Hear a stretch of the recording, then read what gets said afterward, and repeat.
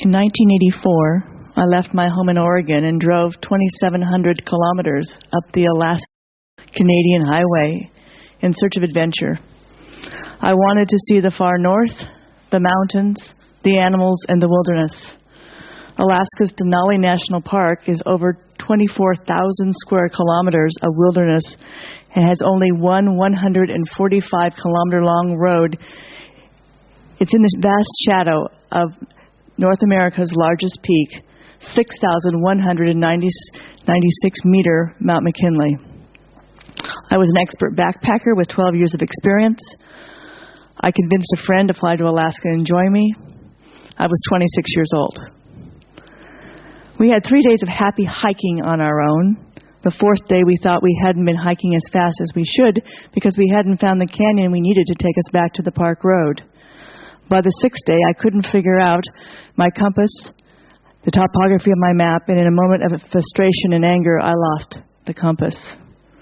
By the eighth day, the weather turned cold. We had seen a couple of grizzly bears, and they were very close. We put up the tent, got inside to warm up and assess our situation. My compass was gone. My friend hadn't brought one. The map that had gotten us from the backcountry hiker's desk at park headquarters was from the original 1946 survey and useless, as many streams had either dried up or changed course. The best thing to do was to abandon our assumptions that we knew where we were. We needed to reverse direction. We needed to pack up the tent and backpack to a familiar place. We needed to find our way to the only road in the 24,000 square kilometers of Alaskan wilderness. 2 days later, we came around a bend in a canyon and saw the park road. We flagged down an off-duty park ranger, and he took us to park headquarters. We ate, we showered, we told our story to important officials of the National Park Service. We watched the first flakes of a 1 1/2 meter snowstorm start to fall. I learned that sometimes one needs to backtrack to find the way. I learned that relying on old, worn-out tools leads to unfortunate outcomes. And I learned that when faced with life or death, I can make the hard, uncomfortable, and inconvenient choices, and I could survive. My name is Diane Martin, and that is my story. But the rest of the story is about life or death of something much bigger. Business as usual is a broken paradigm. The current paradigm is built on the faulty premise, born in the Industrial Revolution, the fetishized economy that ignores scientific fact. The Earth's natural resources are not limitless. In many cases, they're in very short supply. Waste never truly goes away, and it's seldom harmless.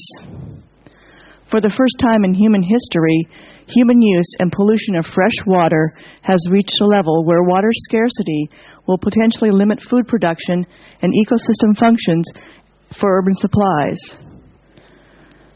The potential consequences of climate change include food and water shortages, population shifts, and economic losses. These, in turn, increase the range of risks to human security, including the risk of deadly conflict. There are many economic reasons for business to pursue environmental and social sustainability.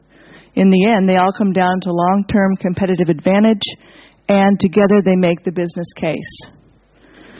A major source of competitive advantage is having cost advantages over your rivals.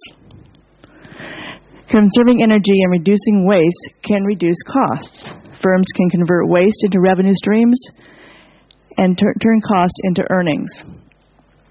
It turns out that innovation blossoms when people are forced to be creative and find creative solutions to constraining problems. Becoming more sustainable is a catalyst for innovation, wealth creation, and new market opportunities. Environmental and economic costs of extraction are going up, and many sources are increasingly volatile. Companies who choose to develop products from recycled resources can avoid these costs and, in the same time, protect their supply chain. The ability to attract and retain talented workers is easier for businesses that are actively working to become sustainable. An authentic market position of sustainability is based on meaningful differentiation and can produce payoffs of customer loyalty and expanded markets through new market segments.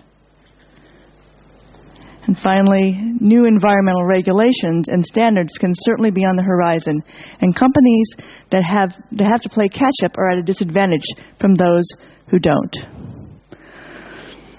So sustainable marketing is important, and it has two objectives with respect to the environment and social sustainability. The first is that it means marketing in a sustainable manner, such that all marketing processes are environmentally and socially benign. Second, it means marketing sustainably as a concept, as a cultural value, and a set of practices. It functions to help bring about a society in which striving for sustainability is the norm. To that end, John Scouten and I wrote a book. We reconceptualized the marketing discipline.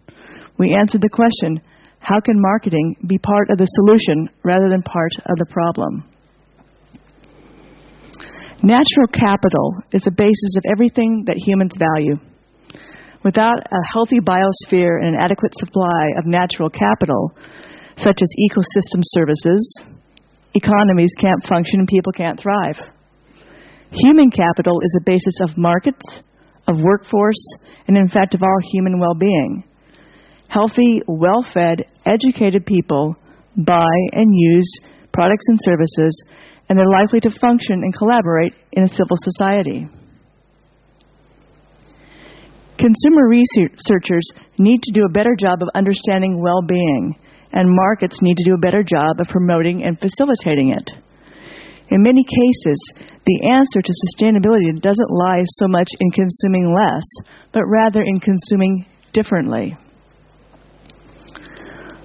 Service-dominant logic reminds us that what we consume is the benefit or the service that the product provides, not necessarily the ownership, storage, maintenance, and disposal obligations that come from owning.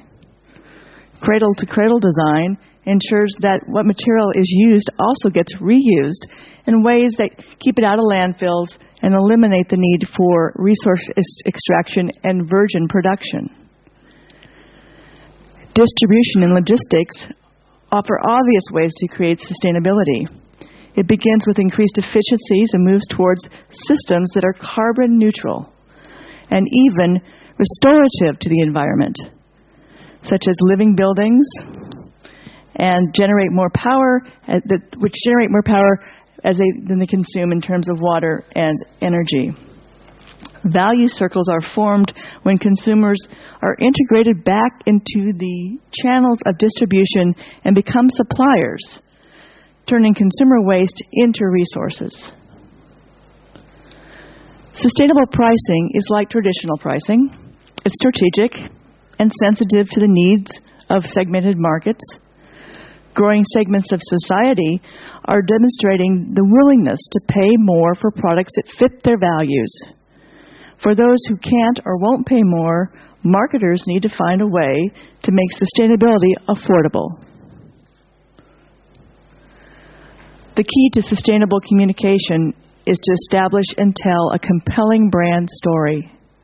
One challenge is remaining trustworthy in an age of greenwashing and other deceptive marketing practices.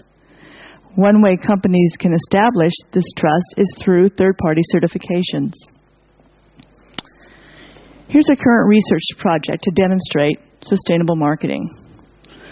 Motorcycle racing may be one of the most inherently unsustainable sports. However, electric motorcycles offer the hedonics of participation in an environmentally friendly fashion. For example, MotoSys, who built this motorcycle, innovated hot swappable batteries. These batteries can be replaced without having to recharge the vehicle, thereby solving the vehicle range problem that has vexed the market for some time. And these bikes are fast, capable of over 160 kilometers average lap times at the Isle of Man TT motorcycle race.